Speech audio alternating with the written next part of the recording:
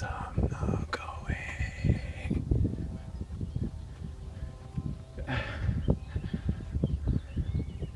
towards the middle of this field.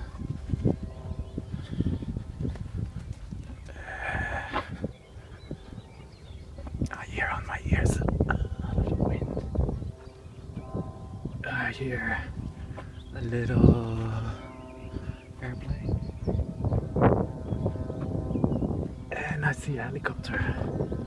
I know that's a huge plane. But I think it's a shame. Is that you cannot see much detail with the iPhone camera unless you get really close to what you're trying to film. It's like, what you call that? It's Delta Flyer. Just as a little engine. That's why it sounded different. Over here you can see swans. There's 1, 2, 3, 4, 5, 6, 7, 8, 9, 10, well, a bunch of swans. And they're wild swans. So not like the ones you see in the park, but the ones in the park have this bump on their nose, and these ones just have a straight beak. I can hear them making sounds of they're alerting each other that there's danger coming. So swans make, don't know if you can hear it. It's like, oh, they do with higher. And actually swans have all kinds of sounds with which they communicate with each other. And now realize that it's almost the same kind of sounds that horses use. The other day I was sharing my observations about animal communications with my sister.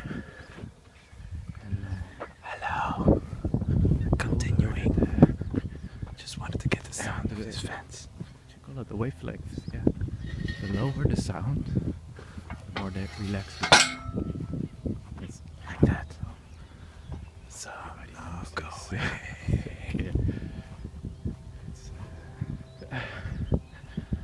Like this. Towards the middle of this field. Voice is low. So when breathe and they are relaxed, I hear on my ears noises. A lot of wind. That's always. I hear a little noises that repeat. Like, I'm not going to do and this. I see a helicopter. I know that's a huge plane. Sounds with their lips when they greet. But I think it's a shame. Like this. But then really cool. Is that it's like a repetition of low tones they do. And that's what swans do. Exactly the same. When they greet you, they do like this. It's a repetition of the lowest tone they have. But when there's danger, just like this one you were just hearing, they have a high-pitched sound, and it's more like an alert or an horn. And you know the same thing if horses are trying to alert each other. They have this really high, what we call hinnick, like this. It's almost like laughing. There's 2 more people coming over there. Every time I see other people, I lose my story. But so, if you, I think I'm going to look up some more animals and see how they communicate.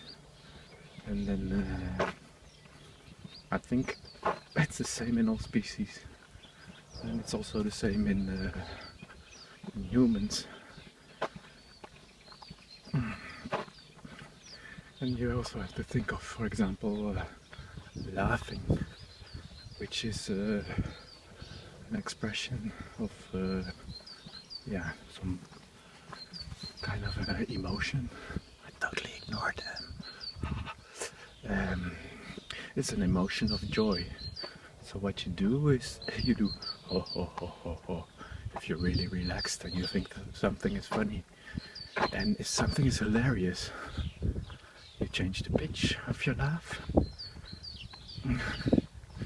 I think that's all there is to it when it comes to communication. Yeah, look, the cows are at the point of escaping and this little bird is, flying away. Hey, I don't know. There's a lot of them over here, and they seem to know exactly what they want when they want to eat. And they are smart. I don't know if they're smarter than horses, but the other day I saw there's this big sandy places over here. Well, you can see it in the neck. And all animals like to take sun bath every now and then. Get the ticks out of their skins and they get a protecting layer from the sun. Really, there's a lot of sand in the fur of a horse. When you stroke them, you always have dirty hands. And it's because of all this sand. But cows, they like to claim certain areas, and they try to keep the horses from going in their property. So they do all their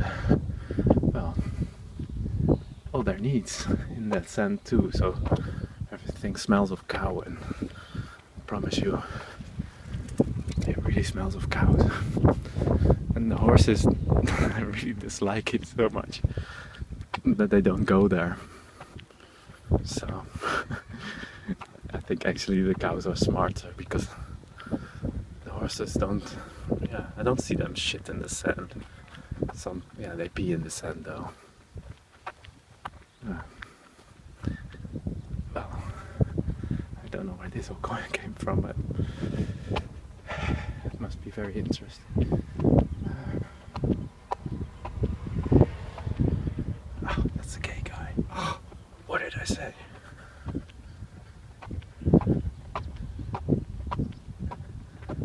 Ten past 3. Oh, the guy is going to eat his lunch box over there. I'm going to the center to get a little water to drink. It's another 10 minutes. It's amazing when you start making some videos.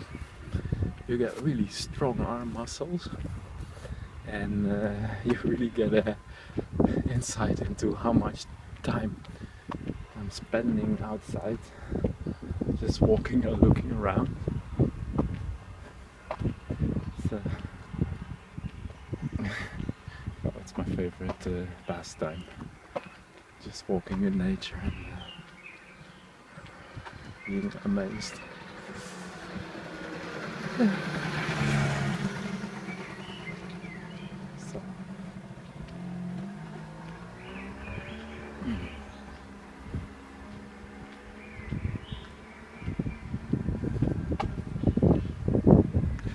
So, this is what nobody knows about Wageningen. You're in 10 steps from outside in nature, over the dike, and then you see the mothers that are picking up their children from school, not knowing what's going on the other side of that over there.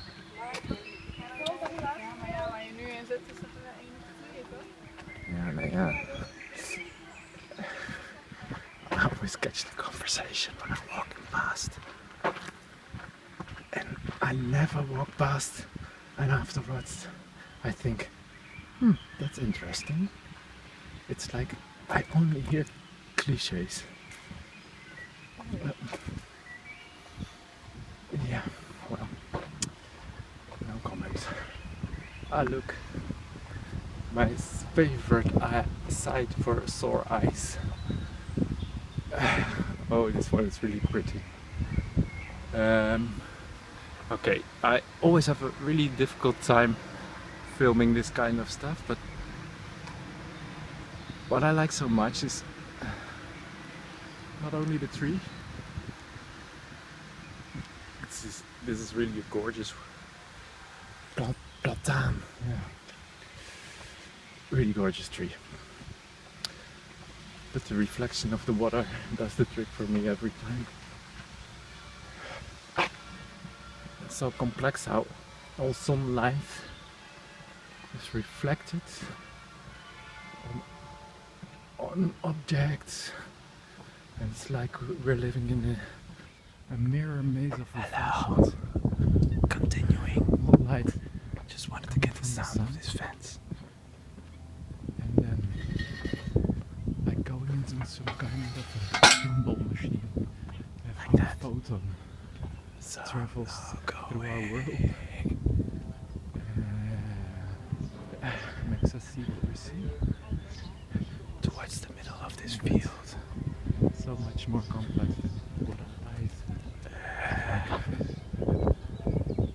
I hear on my ears a lot of wind. I hear a little airplane. You're at a little church. And I see a helicopter. Oh no, that's a huge plane. There is the fountain. But I think it's a water tap. A shame. So that's what I'll do. Is that you cannot see much detail with the iPhone camera, unless you get really close to watch it.